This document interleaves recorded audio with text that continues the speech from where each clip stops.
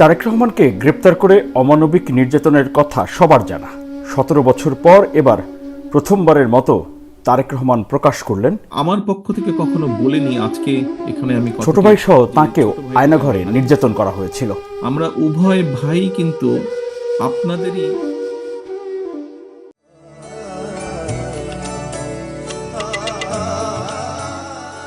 ২০০৭ সালের ৭ মার্চ আটক করা হয় বিএনপির সে সময়ের সিনিয়র যুগ্ম মহাসচিব, সদ্য বিদায়ী প্রধানমন্ত্রী বেগম খালেদা জিয়ার বড় ছেলে তারেক রহমানকে।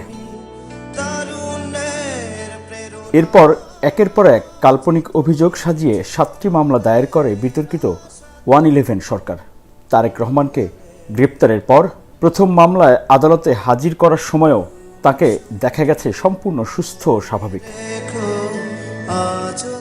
ষড়যন্ত্রমূলক সেই মামলাগুলোতে লাগাতার রিমান্ডে নেয়ার এক পর্যায়ে গুরুতর অসুস্থ হয়ে পড়েন তারেক রহমান। এমন পরিস্থিতিতেও বারবার আদালত ও কারাগারে টানাহেঁচড়া করা হয় তারেক রহমানকে। প্রথম দিকে মারাত্মক অসুস্থ অবস্থায়ও প্রিজন ভ্যানে করে আনা নেয়া করা হয়। এক পর্যায়ে হাঁটাচলা ও নড়াচড়ার সক্ষমতা হারালে অ্যাম্বুলেন্সে করে চলে আনা নেওয়া। সে সময় তারেক রহমান রিমান্ড শুনানিতে আদালতকে জানিয়েছিলেন, রিমান্ডে নিয়ে তাকে অমানবিক নির্যাতন করা হয়েছে। কালো কাপড়ে চোখ বেঁধে অজ্ঞাত স্থানে নিয়ে নির্যাতন করা হয়। এতটাই অমানবিক নির্যাতন করা হয় যে তাকে শারীরিকভাবে অক্ষম করে দেওয়া হয়। আদালতে নির্যাতনের কিছুটা বর্ণনা দিলেও এত বছর চেপে রেখেছেন। কোথায়, কিভাবে, কারা সে সময় তাকে প্রায় মেরেই ফেলতে চেয়েছিলেন।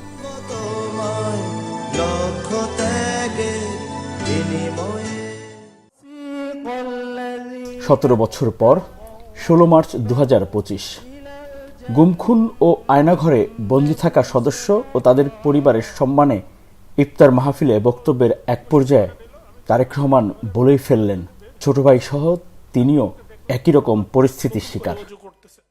একটি কথা আমি আমার পক্ষ থেকে কখনো বলিনি, আজকে এখানে আমি কথাটি উপস্থাপন করতে চাচ্ছি। যারা এখানে গুমের শিকার হয়েছিলেন, ব্যক্তি বা পরিবারের সদস্য যারা আছেন, আপনাদের সাথে সবসময় আমি একত্ব প্রকাশ করি, কারণ আমি কিন্তু আপনাদেরই, আমি এবং আমার ভাই, যে ছোট ভাইটিকে আমি হারিয়েছি, আমরা উভয় ভাই কিন্তু আপনাদেরই অংশ, যারা গুম হয়েছেন, গুমের নির্যাতিত হয়েছেন, গুমের শিকার হয়েছেন। অনেকটা ভারাক্রান্ত মনে চাপা কণ্ঠে তারেক রহমান জানালেন, সম্প্রতি আয়নাঘর থেকে মুক্তি পাওয়া হুম্মাম কাদের চৌধুরী তার সঙ্গে দেখা করলে দুজনের আলাপচারিতায় উঠে আসে একই রুমে রাখার অভিজ্ঞতা। তারেক রহমান বলেন, প্রধান উপদেষ্টা আয়নাঘর পরিদর্শনে গেলে সাথে ছিলেন হুম্মাম কাদের। ২০০৭ সালে তারেক রহমানকে গ্রেপ্তারের পর বর্তমানে পরিচিত আয়নাঘরের যেই রুমে বন্দি রাখা হয়, সেই একই রুমে রাখা হয়েছিল হুম্মাম কাদের চৌধুরীকেও।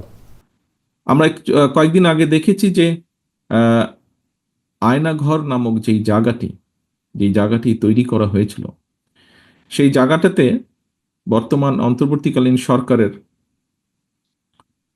সরকার প্রধান সহ অন্যরা গিয়েছিল, সেখানে হুম্মাম কাদেরও ছিল। সেখান থেকে আসার পরে হুম্মাম আমাকে কিছু বিষয় বলছিল। তখন হুম্মাম আমাকে বলল যে, ভাইয়া, আপনাকে যেই ঘরে রাখা হয়েছিল আমাকেও সেই একই ঘরে রাখা হয়েছিল। এখানে অনেকেই আমরা আছি যারা আমরা আয়নাঘর থেকে ঘুরে এসেছি, অনেকেই আমরা আছি যারা আমরা আয়নাঘরে অত্যাচারিত হয়েছি।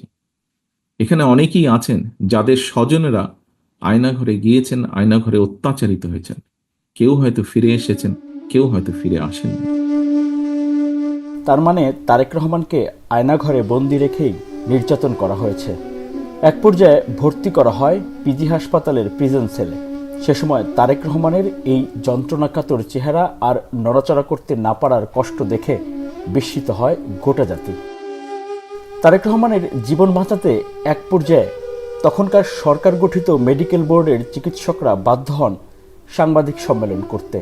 উনি তো বাথরুমে যান, সেটা তো ওনার তো অ্যাসিস্ট্যান্স লাগে, মানে যখন বেডে ধরে বা অন্য কিছুর মধ্যে ধরে ওনাকে বাথরুমে যেতে হয়।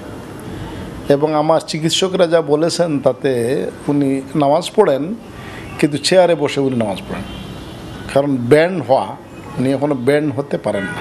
আমি যদি তার পিঠে একটু হাত দিই চুমকাওয়াটায়, সে পিঠে হাত দেওয়ার উপায় নেই, তার সে ব্যথা। একটা ফিজিক্যাল ডিসেবিলিটি ওনার তো আছে, কাজেই উনি নর্মাল মুভমেন্ট করার মতো অবস্থাতে তো উনি নাই। যদিও আমাদের এখানে দীর্ঘদিন আমরা চিকিৎসার কোনো ত্রুটি আমাদের হয় নাই। তারা জানান, তারেক রহমানকে উন্নত চিকিৎসার জন্য বিদেশে না পাঠালে তাকে হয়তো আর সুস্থ করা সম্ভব নাও হতে পারে। এটা যদি অ্যাক্সিডেন্ট ঘটে, সেই দায়িত্ব যেন আমার পর সম্পূর্ণ না আসে, এই জন্য তো আপনাদের সাথে এত স্বর্ণপূর্ণ হচ্ছে, আপনাদের কাছে জানাচ্ছে, বিনয়ভাবে সরকারকে জানানো হচ্ছে যে ওকে ট্রিটমেন্টের জন্য একটু বাড়িতে বাইরে পাঠান। এক ভদ্রলোক হয়তো উপর থেকে পড়ে গেল, তাকে ফেলে দেওয়া হলো, যদি কেউ যদি এইভাবে পড়ে যায় তাহলে তার মাথার ভাঙবে, কেউ যদি পিঠে মারে তাও ভেঙে যেতে পারে, যে কোনো একটা গাড়ি অ্যাক্সিডেন্ট করলে তার জন্য ভাঙতে পারে। ওনার জন্য হয়তো বা সে হয়তো উপর থেকে ফেলে দিয়েছিল, এরকম কিছু হতে পারে। এটা পুরনো কতদিন হবে, তখন তো প্রায় রিসেন্ট ছিল, 9-10 মাসের ভিতর হয়েছে, 1 বছর তো হবেই না। ডিস্ক সিক্সপ্যানের মধ্যে যে ইন্টারভার্টিব্রাল ডিস্ক প্রোলাপস আছে, ওই নার্ভটা যে জায়গায় সাপ্লাই দিয়েছে, ওই নার্ভটা যদি দুর্বল হয়ে যায়, ওই পাটা দুর্বল হয়ে যায়, আংশিক পঙ্গু হয়ে যাবে, দুর্বল হয়ে যাচ্ছে আর কি, সে হাঁটতে পারে না, সে খুঁড়ায় হাঁটছে, যতটুকু স্ট্রেংথ পাওয়া দরকার ততটুকু শক্তি সে পাচ্ছে না ওই ডান পা। একই সময় গ্রেপ্তারের পর নির্যাতন করা হয় বেগম খালেদা জিয়ার ছোট ছেলে আরাফাত রহমান কোকোকেও।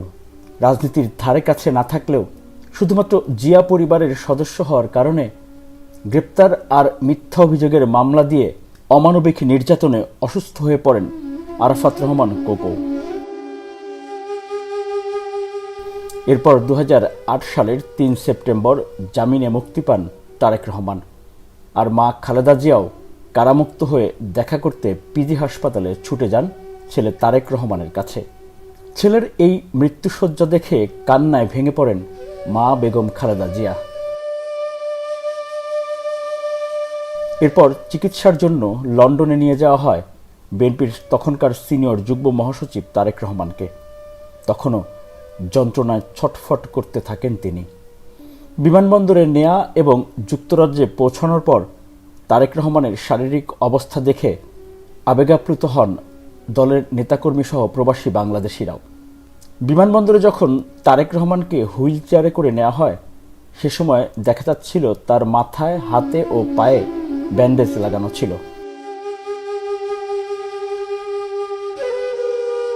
Miraj Hossain Gazi, desk report, Dhaka.